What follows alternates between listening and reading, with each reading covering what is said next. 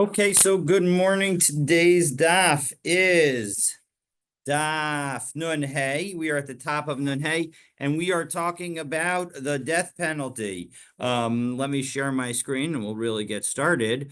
We are now in the seventh chapter of Masechet Sanhedrin, and we pivoted over the weekend from discussing how we implement the four methods of capital punishment to a discussion of the sins for which one is liable for these capital punishments. So we began with a list of 18 sins for which one is liable for stoning. One of those sins is bestiality, having relations with an animal.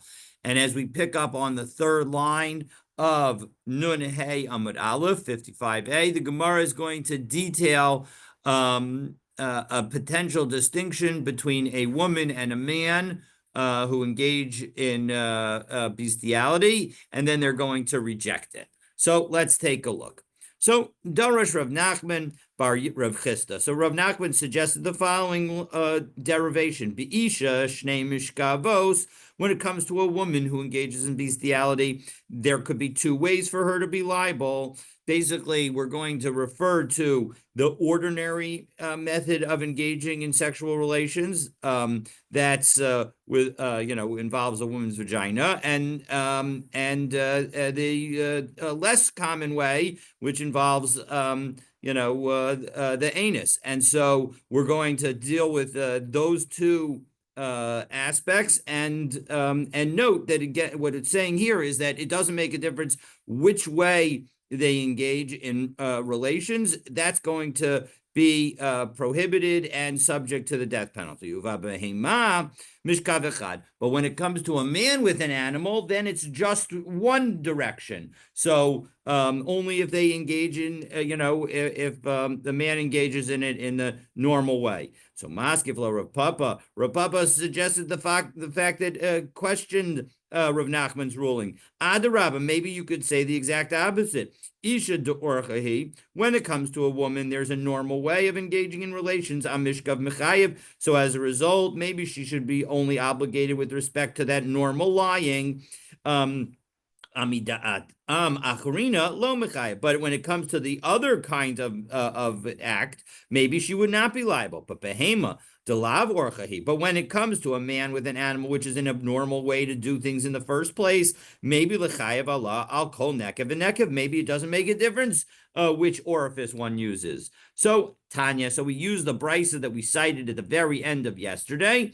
Zachar ben tesha shanim v'yom echad. That when it comes to a male child, when it comes to a male, that you're engaged, that if somebody were to engage in sodomy, and you're asking how old does the person need to be in order for it to be a death penalty case, so then as long if the child is at least 9 years and a day, so then that is going to be old enough for that sexual act to have meaning. Habal behema Bain Gedarka, Bain Shalo Gedarka. But then it turns to the to situations of engaging in bestiality, and it says it doesn't make a difference whether you do it the normal way or not the normal way. Va'isha meviasa behema la Bain Gedarka, Bain Shalo Gedarka, and it doesn't make a difference that way either. So chayiv, you're all in all those situations, you're liable, i.e., not like Rav Nachman and not like the question suggested by Rav Papa. Okay, so now we ask a question with respect to sodomy, but we realize that it's that the answer there is obvious, and so we're going to quickly turn to back to bestiality. So Amrle Ravina Larava Hama'areb Zachor Mahu. If you engage in ma'areb, what ma'ara? What is the law? So what is ma'areh? So we have to take a look at Rashi, and Rashi tells us. So we go to the Rashi is 1, 2, 3. It's on the Nun Hey Amud Aleph 1, 2, 3, 4, 5, 6, 7, 8, 9, 10 lines down in the narrow lines. Hamara shelo gamar biato. One did not complete the intercourse act. And Ikalamanda Amr, there are some who say Zona Shikat Aver, This just means that the limbs are touching, that the parts of the bodies are just touching each other. Al hanekev, that the male part is touching the female part. V'ikalaman da'amar, and there are some who say no. Ha'ara zu hachnasas atara dehu davar muad, that it means that you only put the head of the man's genitalia into the location. Abal yoter hu al nishika, but that's more than just touching. Mihu gabi arayus, but when it comes to illegal, improper sexual relations, kaimalan, we established that ha'ara, that when you engage in that kind of act, Kigamar bia, it's as if you did the entire act itself. Diksiv benida at mikora ha'ara, that because in connection with a nida, it says in Vayikra Parakaf Pasuk Yudchet, v'ish asher yishkav et isha daveh v'gila et ervata et mikora he'era. So he revealed her source. So that revealing, which suggests just an initial touching, that or some initial penetration, that is sufficient to constitute a prohibition. V'yalfinan, and we learn from there shara rayas menida. In Maseches Yevamos, Daf Chedam and Aleph, we learn from Nida to all others, Behakesha de Rabbi Yonah, because Rabbi Yonah had a Hakesh, Ki et kol asher ya'asem mikol to'avot ha'el, because the Torah says if you do from any of these abominations, Huk shekulan zelazeh hakamai. So that's exactly what the connection is for all of them, that they're all subject to this law. Well, if they're all subject to this law, Hamareb Zechur, as back into the Gemara, Hamareb Zechur, when it comes to an initial contact between two men, Mishkavei Ishaksibe. Well, we already know that that's going to be a problem because it references the way a man would lie with a woman, and that indicates so as a result, that indicates that anything that would be prohibited with a woman would be prohibited with a man, and so as a result, even that initial stage will be prohibited. So the question must be with respect to an animal. So Amar Le, so Rava responds to Ravina's question, Im eno inyan laha'ara, Diksiva b'gabi achos aviv v'achos imo delod tzricha. Well, look, we have another reference to the word ha'ara in connection with the father's sister and a mother's sister, meaning an aunt. And so since we already know that an initial act is going to be prohibited with respect to that, so daha itkish laha'ara denida, because we already have the hekesh to nida, teneo inyan laha'ara devehema. So as a result, we should learn it to something else that's related, but doesn't have the same, but requires a drasha, and that is an animal. And so as a result, since we say in connection with an ant, that the ant has this concept of ha'ara, because the pasuk says ve'erbas achos imacha va'achos avicha lo sigale ki es she'era he'era the avonam yisau. So that same kind of uncovering is also referenced with respect to an aunt, whether it's the father's sister or the mother's sister. So as a result, we're going to use that ha'ara, which we already know with respect to an aunt, because all of the human sexual relations are already tied together, and we know that the initial stage of intercourse is going to be prohibited. So we'll apply it to an animal. So mikdi. So now let's take a look. So we are, just so that people have a sense of where we are now on Nun Heyam and Aleph. We're in the narrow lines, about 15 or so lines up. 16 so 3 4 5 6 7 8 9 10 11 12 13 14 lines up in the narrow lines. So Mukti, let's take a look. Behema mechayve misos based in he. 1 second. Why are we learning from the case of an ant?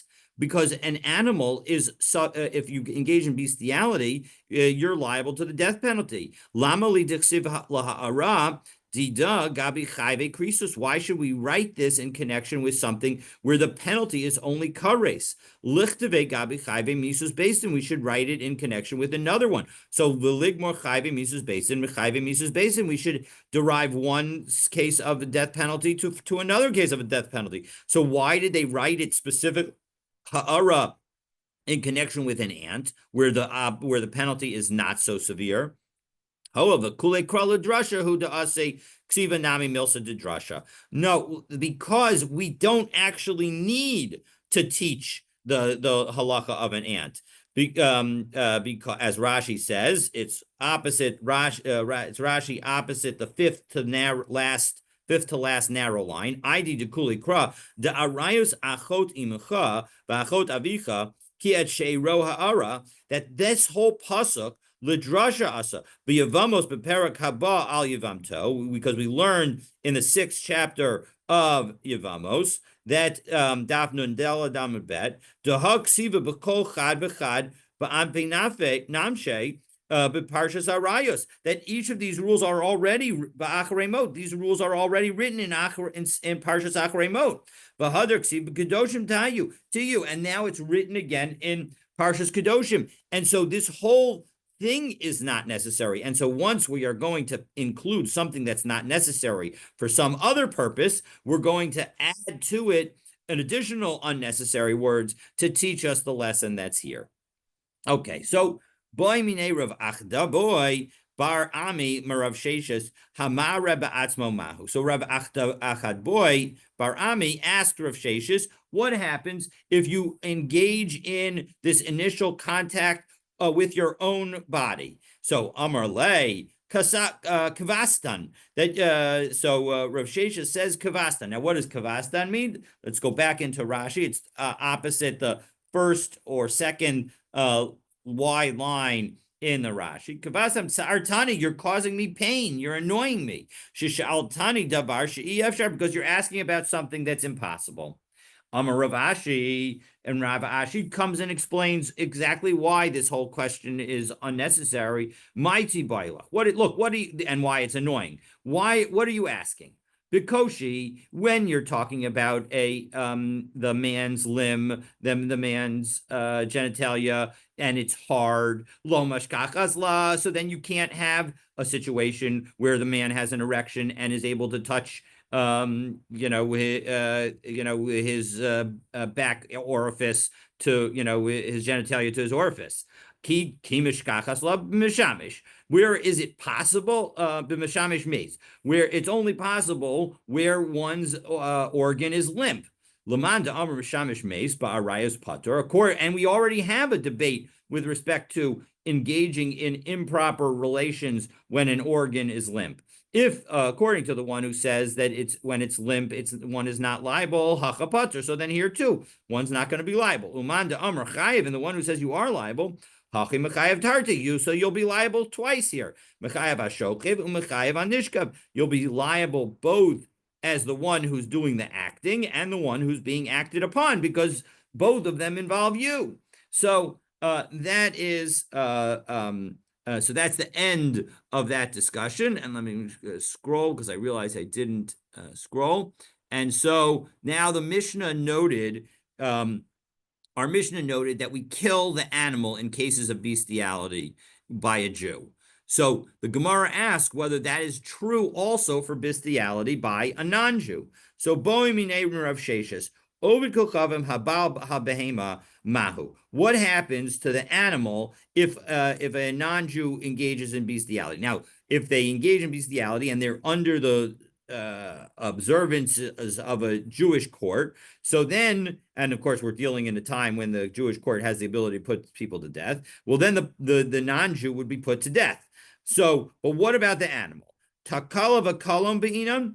So in our Mishnah, we gave two reasons why you might put the animal to death. One is takala, meaning that it causes the downfall of a person, that it causes the person to sin. And one is the kalon. And one is that you get a voice that, hey, this was the animal that person sinned that caused this person's death. So it's not so much about the sin, but about ongoing embarrassment. So do we need both of them, Be'inan? Do we need both downfall and the embarrassment? So haka v'haka takala ika. Here, of course, there is the downfall because the person is killed, but kalon leka. There's not so much of a voice about the person being embarrassed. And Rashi will explain in a moment. O dilma takala afal pisha ein kalon. Or do we say that that all you need is the downfall, all you need is the person to be killed, and you don't need any kind of degradation?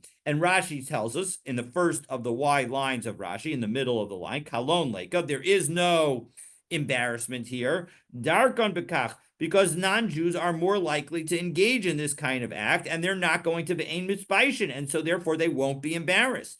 Va'od, and moreover, we could say the akalon didahu, the concern about the embarrassment of non-Jews, lo chas rachmana, maybe the Torah is not so concerned about that. So those are the reasons that maybe we would say that you only need the downfall. So we're going to try two versions of answers. So answer number one, Amar Rav Sheshes Tinisua. Let's say that we actually learn this in a brisa. Ma ilanos she'ein ochlin ve'ein shosim ve'ein merichin. When it comes to trees that don't have the ability to eat or drink or smell, Amra Torah hashche sarov v'chalei, and yet the Torah says destroy, burn, and get rid of them.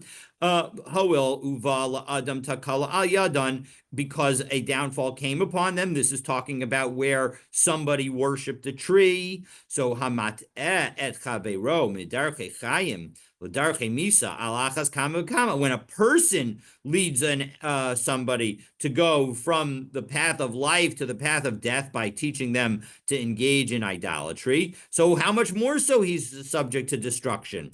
So based on that brisa, Rav Sheshes suggests that I would think that all that matters is destruction, is downfall. It doesn't make a difference about any kind of embarrassment, because there's no embarrassment, as Rashi says, ilanos shel Asherah. We're dealing with an Asherah tree being worshipped. Diksiv behu tisrafun be'esh. It says in Dvarim, Perek Yudbet, that they need to be burned. This is Pasuk Gimel. Amra Torah. That's what the Torah says. Alma takala, when it comes to the downfall, afal pisha ein kalon, even though there's no embarrassment. Daha sheira la'ovid kochavim ein a kalon. There's no embarrassment, special embarrassment associated with engaging in idol worship with a tree.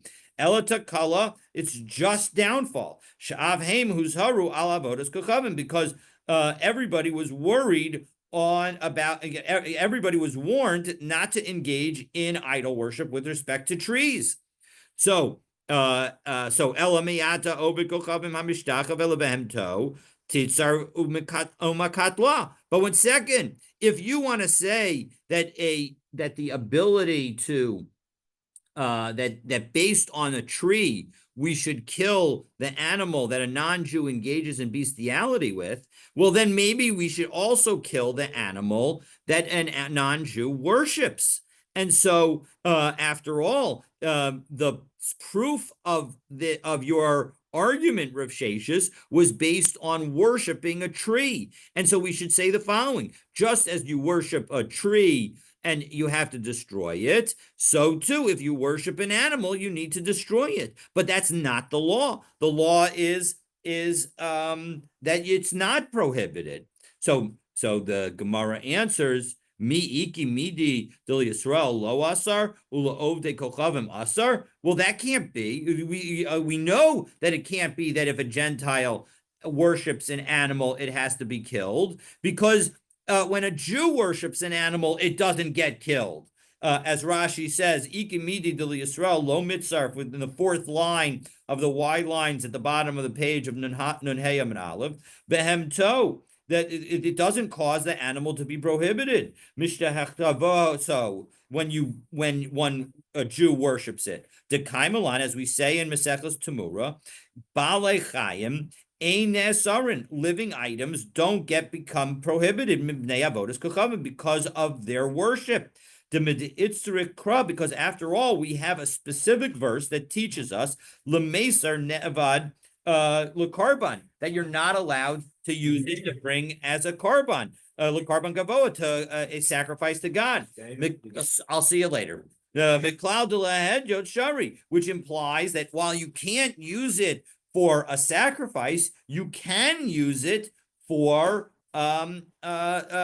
non-holy purposes, meaning if you wanted to eat the animal, you'd be allowed to eat the animal. So as a result, we can't just say that when a non-Jew worships an animal, we're going to kill it, because we don't say that for a Jew, and there's nothing that's forbidden for a Jew, but is forbidden for a non-Jew. So Yisrael Gufei Litzar. Well, then we should Midi Dahave Arvia. Why not say that it should be prohibited to a Jew, and we will cause the Jew to not be able to benefit from it, and indeed we'll have to kill the animal, just as we do with respect to bestiality. Why don't we treat worshiping an animal as badly as we treat bestiality? So two answers to that question. Amar Abaye gives answer number one, Zeh kolona meruba v'zeh kolona mu'ot.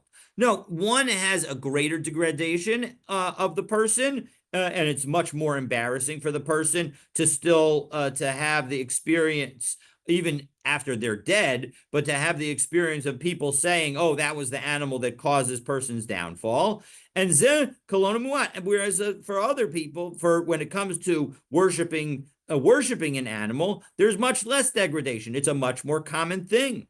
V'hari ilanos de'ein kolanan meruba v'amra Torah hashches tzrof v'chalei. Well, 1 second, we already know that when it comes to a tree that is worshipped, we say that you have to destroy it, even though there isn't that much degradation associated with worshiping an idol, just like it's not much degradation with respect to worshiping the animal. And yet the Torah says that you need to destroy it. So I don't understand, why are you suggesting that why the distinction between animals and trees with respect to their worship? So, because we're speaking about something that's alive, namely an animal, the Torah is concerned about it. The Torah does not want to have us kill animals unnecessarily. Well, okay, and so that is answer number one for Abaye. Now, answer number two, Rava Amar. Amra Torah behema nenes ma'avera tehareg. No, the animal, when it engaged in bestiality, had some level of enjoyment. But when it comes to the tree has no benefit. And so therefore, the Torah says burn, destroy, and get rid of it.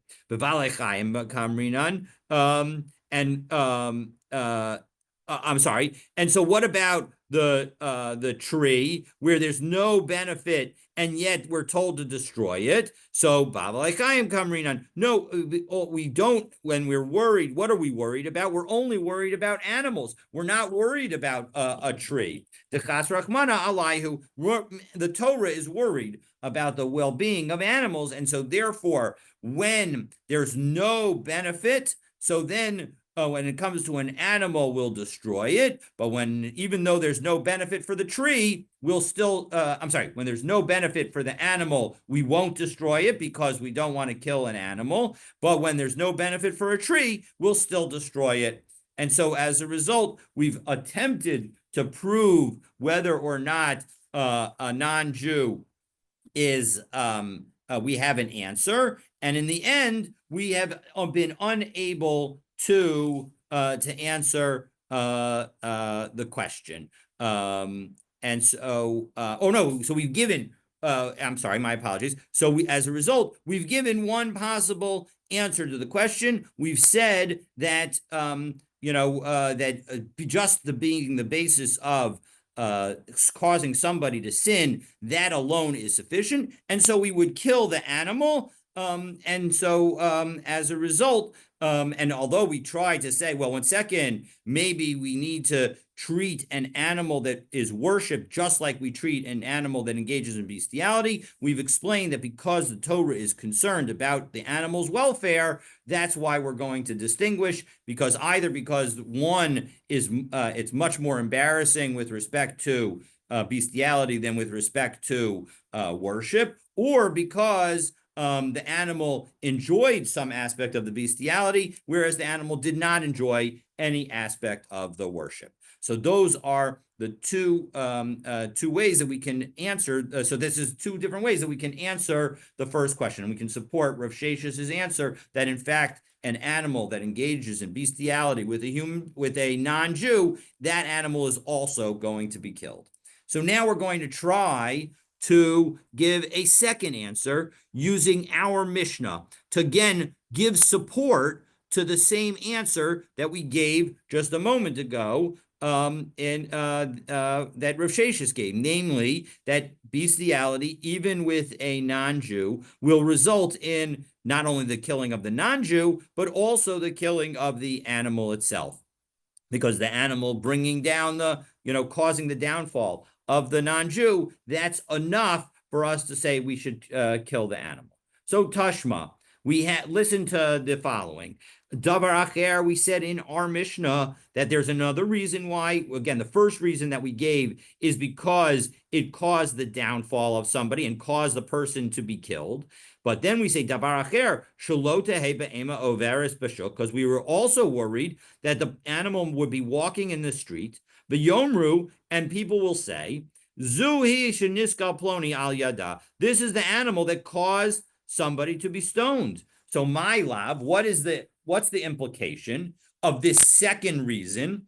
Midiseifa takalav the kalon, from the fact that in the second case, it seems like you need both the downfall and degradation. Resha takala below kalon. It seems like all you need to worry about in the first case is downfall without degradation, meaning the fact that the person sinned with this animal, that's sufficient to cause it to be necessary to kill that animal. Vehechidami, and what's the case that is talking about where you have downfall without degradation? Oh, v'kochavim habal behema. So that's that case of a non-Jew who engages in bestiality, and so as a result, we're going to kill the animal. So isn't this support for Rav Shesh's position that we kill the animal that engages in bestiality with a non-Jew? Lo, not necessarily. Maybe we could say the following: Seifa takala v'kalon. Yes, the end of our Mishnah suggests that you need both a downfall and degradation, meaning again you need both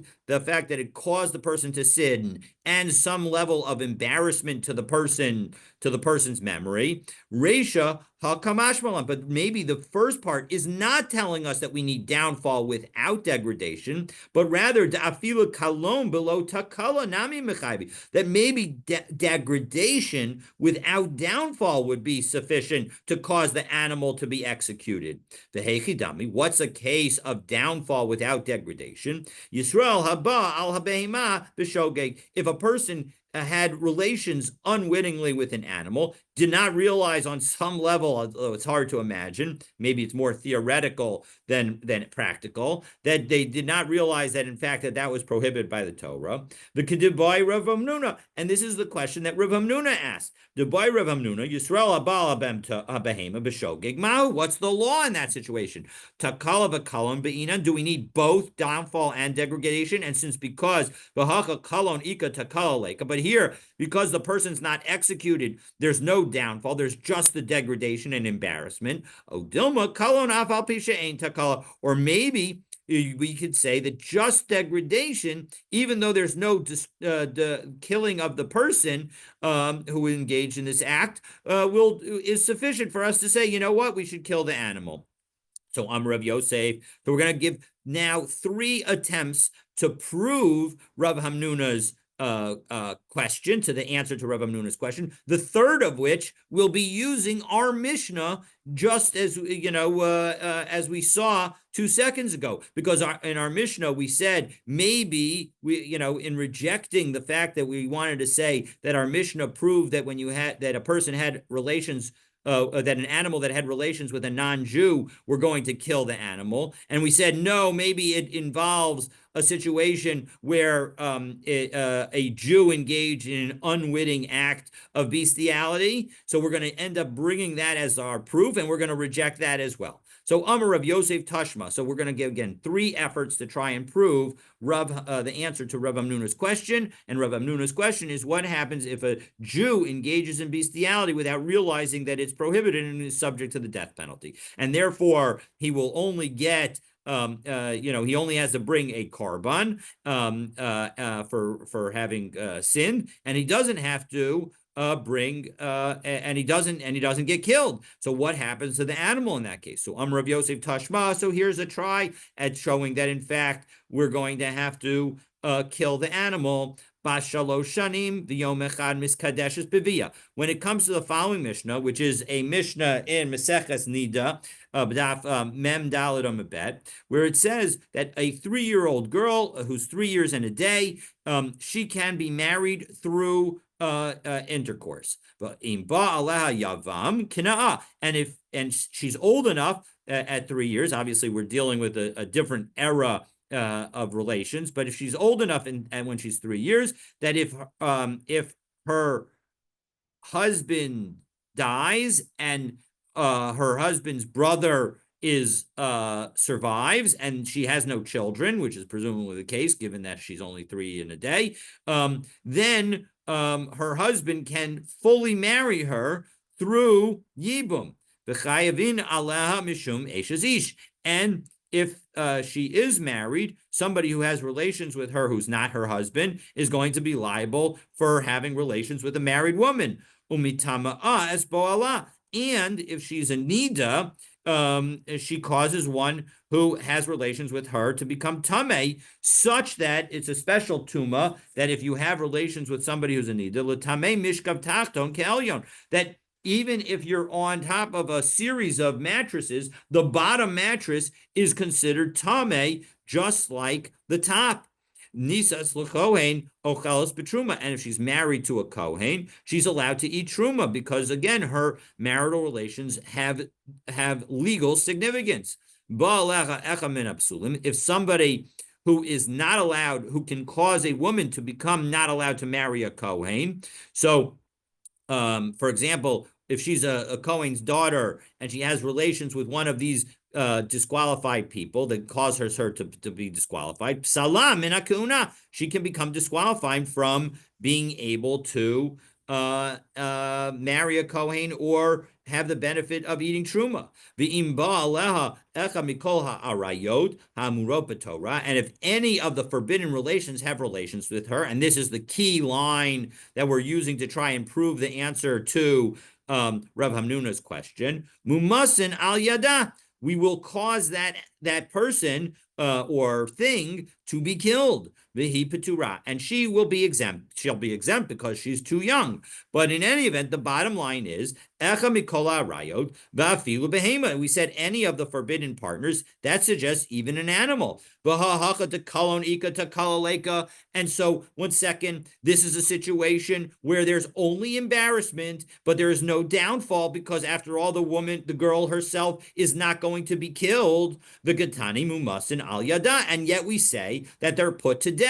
So he shows that the animal is put to death, which answers Rav Hamnuna's question, because after all, Rav Hamnuna's case is very similar to this, where a Jew engages in bestiality without realizing that it's a sin, and we say that the person is not going to be killed, and so maybe we should kill the animal, just like when we kill the animal with respect to the girl who's 3 years and a day. Not necessarily. Kaven de mizidahi takala nami ika. Maybe in that situation, because she intended to engage in the act, that's why there actually is takala. Meaning that a remarkable statement that although we ordinarily think of people who are under 13 as not being able to sin at all, it's really that they are sinning, but there is no even though there's no punishment. And really, there is a sin, but in fact, the Torah has mercy on her and spares her because she's so young. Allah didachas, but only with respect to she is there a sense of mercy. Abehema lochas, but it's not going to have that same degree of concern for the animal, and so as a result, the animal is going to be executed when she actually engaged in bestiality. But when it comes to a Jew who even is an adult and didn't realize that bestiality was forbidden, and so as a result, that is not, we can say that there is no downfall in that situation. And so as a result, maybe we would not kill the animal. So that was effort number one. Effort number two comes from the next Mishnah in Maseches Nida. So I believe it's the next Mishnah because it's on Mishnah on Mem Hey Amud Aleph. So Amarava Tashma Ben Tesha Shanim V'Yom Echad Haba'al Yivimto Kna'ah. That now when it comes to a boy, so again, a girl, their relations have to be, she needs to be 3 years in a day. When it comes to a boy, he needs to be 9 years in a day. Ve'enu notin get achi yagdil. That if he in fact has relations with a yivama, meaning that his brother passes away without leaving any children, and now he has the opportunity to do yibum, and he actually engages in the intercourse. So he's considered fully married with his wife. But he cannot give a get, a divorce, until he becomes an adult. And Rashi explains, we're now in the Rashi fifth line down on Nunhei Amabet, Ve'eno noten get ad sheyagdol, shaharei al yedei kedushay achiv, because through the marriage that his adult brother, achiv gadol, that his adult brother did, Nesra, that's why she becomes prohibited, because the Yibum takes advantage of the marriage that already existed between the deceased brother and his widow, and utilizes that for the Yavam, for the surviving brother who is performing Yibum. The Gerushin Shelzeh, and now for him to divorce her, Einan Chashuvim, he's still a minor. It's not sufficiently significant. Lahafkia Kedushe Achiv. Katanhu, that because he's still a katan, it's not sufficient for him to be able to remove the sense of connection that his brother performed, ve'eno ben das, because he does not have sufficient knowledge and intent to be able to do that. Umitame kenida, and in addition, he becomes Tameh, a 9-year-old boy in a day becomes Tameh if he has relations with a Nida. L'tameh mishkav tachton ke'elyon, to again be sufficiently Tameh that he's able to cause the bottom mattress to become Tameh just like the top. Posel, he also is sufficiently an adult that if he has relations with somebody, with a daughter of a Kohen, that can, and he's disqualified, he can prevent her from being able to have truma again. Ve'enu ma'achil, but he does not cause a woman to be able to eat truma by having relations with her, because he is not able to fully acquire a wife. And so as a result, because he's not able to fully marry her, so as a result, in that situation, he's not able to cause her to be able to eat truma. Uposa asa behema me'al gabi mizbeach, and his act is sufficient to, if he engages in bestiality, to disqualify the animal from being fit for the altar. Now Rashi explains here, well, why don't we kill the animal? And he says we're talking about either where there's one witness. So take a look, 1, 2, 3, 5, 6, 6 lines up, very end of the wide lines in Rashi. Uposas abehema ma'al hamizbeach mishum nirba, because of the relations, because of the bestiality. Kagon al pi eid echad. We're dealing with a situation where there was only one witness. O al pi abalim, or the witnesses were the owners of the animal. She'ena niskelet, because in that situation, there's not going to be skila, the animal's not going to be killed, and it's not going to be seret lehedjot, and it's not going to be, we're not going to prevent the animal from being used for non-holy purposes. But now comes the key line of the Brisa as we go back into the Gemara, and we're right now, we're right now 1, 2, 3, where are we? We're right now at the letter Mem from the Ein Mishpat. It's 1, 2, 3, 4, 5, 6, 7, 8, 9, 10, 11, 12, 13, 15 lines up. Last word on the line. V'niskelas al yado, and the animal is going to be stoned as a result of having the relations with him. Again, if there are two witnesses, and their witnesses are not the owners of the animal. V'imba al achas mikol ha'rayos ha'amura b'Torah, and if he has relations with any of the forbidden partners that are mentioned in the Torah, mumasin al yado, they're going to be put to death as a result. Kalon ika takaleka. So too here, there's a sense of degradation, but no downfall, because the 9-year-old kid is not going to be killed. The katani niskelas ayado, and yet we say explicitly that the animal is going to be stoned. So kevan demazid who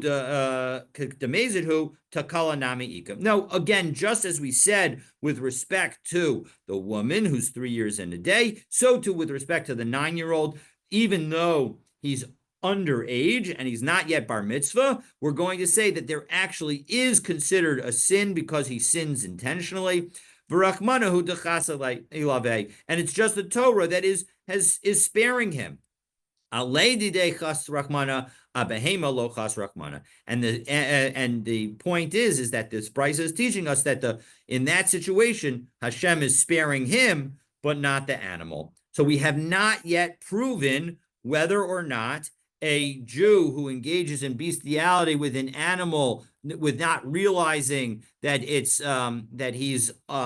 without realizing that he is engaging in a sin, and therefore he's not going to be executed. Do we execute the animal? We don't have that answer yet. So Tashma, Davar Acher. We said in our Mishnah, again, we were worried that we don't want anybody to see the animal walking in the marketplace, and therefore we stone the animal as well. And we say that that's why this person was stoned, because of this animal. Maybe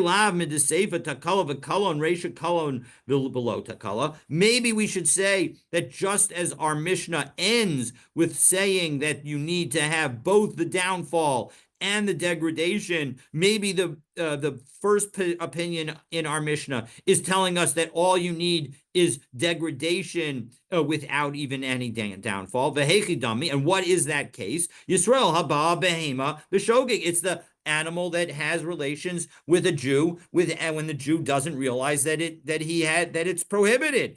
And so as a result, isn't that the case that our Mishnah is telling us, and therefore answers our question and tells us that in fact we are going to kill the animal? Lo, not necessarily. Seifa takala v'kalon. Yes, we certainly will agree that the end of our Mishnah tells us that you need to have both downfall and degradation. So whenever you have both downfall and degradation, absolutely we are going to kill the animal. But Reisha takala below kalon. Maybe the Reisha is talking about when there's downfall, meaning the killing of the other perpetrator without degradation. The Hechidami, what's the situation of downfall without degradation? It's